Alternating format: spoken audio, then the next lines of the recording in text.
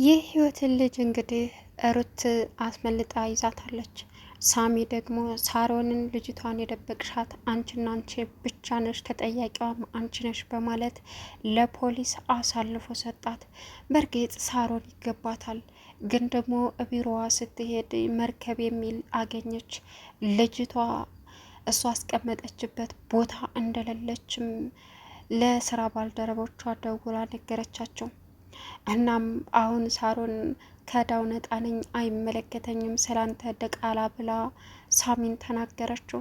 ሳሚ ደግሞ እንደዛ ከሆነማ በህግ ስትጠየቂ የብዙሃንን ንጹሃን ልጆች እያገትሽ ያሰቃያሻቸውን በሙሉ ትዘረዝሪያለሽ በማለት ለፖሊስ አሳልፎ ሰጣት።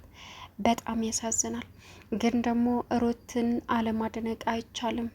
ሩትን እንግዲህ ልከተልሽ ቢላትም አትፈልግም እና ሚኪ አብረን እንሄድ ቢላት እምቢ አለች። ግን መጨረሻ ላይ ሁሉንም ነገር ነገረችው። አደንቅሻለሁ፣ ጀግና ነሽ አለ። ሚኪ ራሱ እዛ ቤት የመጣው የሳሮንን መጥፎ ስራ ስላወቀ ይመስለኛል። ምክንያቱም ሳሚ ዳዊት እንደታገተ የለበሰውን ጃኬት ይህን ጃኬት አንተ ነህ የለበስከው በማለትም ጥያቄ አቅርቦበታል። እሱም ሽምጥጥ አድርጎ ካደ። ሰላም ውድና የተከበራችሁ የቻናል ቤተሰቦች እንዴት ናችሁ? ልይ ሰላማችሁ ይብዛልኝ። ለዚህ ቻናል አዲስ የሆናችሁ ሰብስክራይብ ያደረጋችሁ ቪዲዮውን እስከ መጨረሻው ተከታተሉ። የህይወት መንገድ ቀጣ ፓርት ይዘን መጥተናል ማለት ነው። እንግዲህ ባለፈ ሩት ወደ ውጭ እየወጣች ሚኪ ደግሞ እየተከተለና ወደፊት የሄደች መስሎት እሷ ወደ ኋላ ተደብቃ እያየችው ነበረ። እና ተከተለኝ ምን ፈለግ አለችው። ከዛም ደነገጠ ሚኪ። ምን እያረግሽ ነው? ወዴት ነው የምትሄጂው? ሲላትም እየተከተልከኝ አይደለም አለችው። እኔ አንቺን ተደብቄ መከተል አልፈልግም አላት። እና ግን እኮ ተደብቀ ስትከታተለኝ ነው ያስኮ አለችው። ከዛ እሱም ምንድን ነው እያደረግሻለሽው? እውነቱን ንገረኝ አላት። ና ተከተለኝ በቃ አለችው። እሺ የት ነው አላት። ግን መጀመሪያ መጠየቅ አለብኝ ተከትለህ ከምትሄድ በፊት። እናም ሹሩባ ነው የምትሰራው ወይስ ምንድን ነው አለችው። ማለት አላት።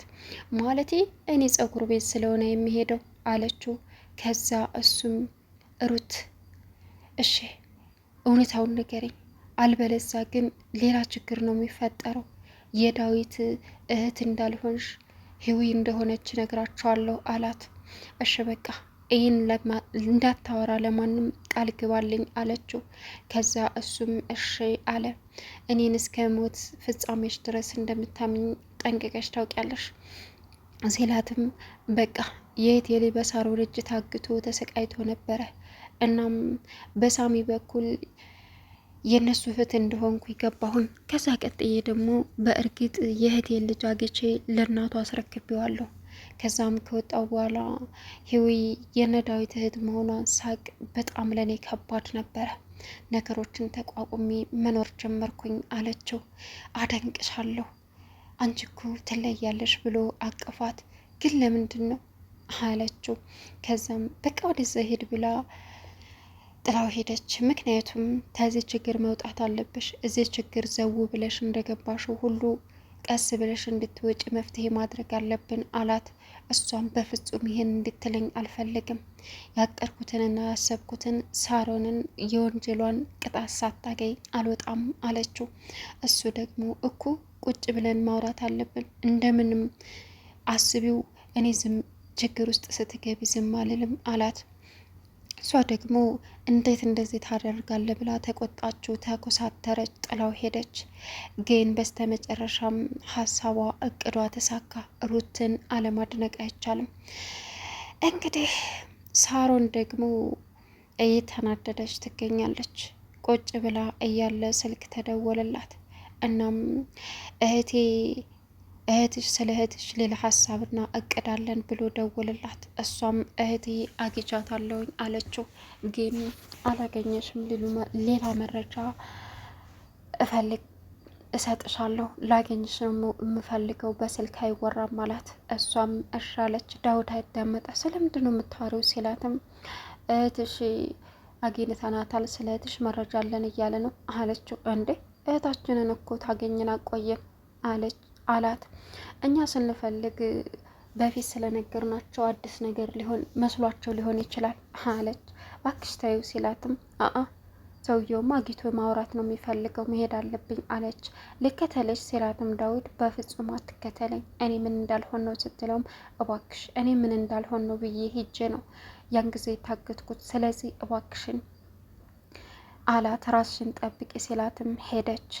ከዛም መርከቡን የሚል ጽሑፍ ቢሮ አገኘች። ከዛም ተናዳ ወደ ቤት መጣች። ከመሄዷ በፊት ግን ልጅቷን እንደደበቀቻ ሳሚ ነገራት። አላደረኩም ብላ ለመካድ ብትሞክርም መረጃው በደንብ አለኝ፣ ለቤተሰቦችሽ በሙሉ አሰማለሁ ሲላት አንተ ከሃዲ ክፉ ነህ በማለት ጮኸችበት። እናም መጨረሻ ልጅቷን እንደሚያስረክባት እናም ለቤተሰቦቿ ሳሮን ናት ያገተቻት እንዳይል ቃል ተጋቡ እና ሳሚ ለቤተሰቦቿ እንዳይናገር እሷ ደግሞ ልጅቷን አምጥታ ቤት ውስጥ ልታስቀምጥ ተነጋገሩ።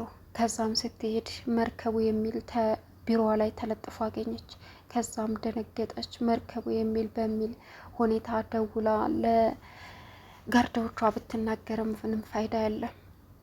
ሩት እንግዲህ ልጅቷን ይዛ ተሰውራለች። ከዛም ሳሚ ሲመጣ ልጅቷ የለም፣ ልጅቷን አምጪ ሲላትም ልጅቷ የለችም ተሰርቃለች አለችው። ከዛም ሳሚ ይሄንን ከአንቺ ውጭ የሚያደርግ የለም አንቺ አረመኔ ጨካኝ ሲላትም እሷ በፍጹም ብላ ከፈለክ ሂደህ አረጋግጥ እምልህልሃለሁ አለችው። ከዛም ከአንቺ ውጭ ይሄን የሚያደርግ የለም፣ በህይወትሽ አንድ ቁም ነገር ሳትሰሪ አረጀሽ አላት። ተናዶ ሄደ። ሳሚም የህይወት ልጅ እንግዲህ ሩት ትወስዳለች። በጣም ጀግናና ሳትደነቅ የምታልፍ ልጅ አይደለችም። እንግዲህ ዳዊት ደግሞ ስለ ህይወት ፍቅሩን ለመግለጽ አቀረበላት። ቀረቡ ሁለታቸውም አብረው። ግን ሩት ህይወት እኔ ስላንቺ እያለ ስለ እኔ ምን አለችው። ከዛ እሱም ላብ በላብ ሆነ። ምን ሆነ ነው አላባ እኮ ብላ ውሃ ልታመጣለት ሄደች።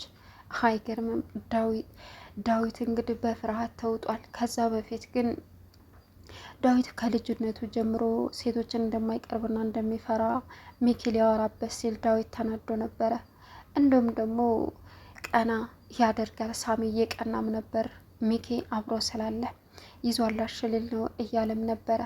ሲቀጥል ዳዊት ሳሚን ፈልጎ ስልክ ሲደውለት አያነሳም። ሲመጣ ለምን ስልክ አታነሳም ተብሎ ሲጠይቅ መብራት ስልኬ ስለዘጋ ያለውበት አካባቢ ደግሞ መብራት የለም አለ ሳሚ። ከዛም ውይ ኢትዮጵያ ባለፈ እንደዚህ ድንገት መብራት ጠፋና ከዛም ምንድነው ስል ለኬንያ ተሽጧል ተባለ። አሁንም እንደዛው እና ይህን ፈርተ ነው ውጭ ሀገር የምትሄደው አለችው። በትክክል አለ ህይወትን። ሁለቱም ዳዊትም ሳሚም ቀኑ፣ መጨቃጨቅ ጀመሩ።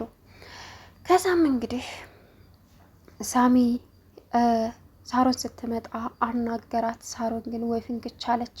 አሁን ግን እውነቷ እንዳይወጣባት ተጨንቃ እያለችበት ሰዓት በጣም አስቸጋሪና ከባድ ነው።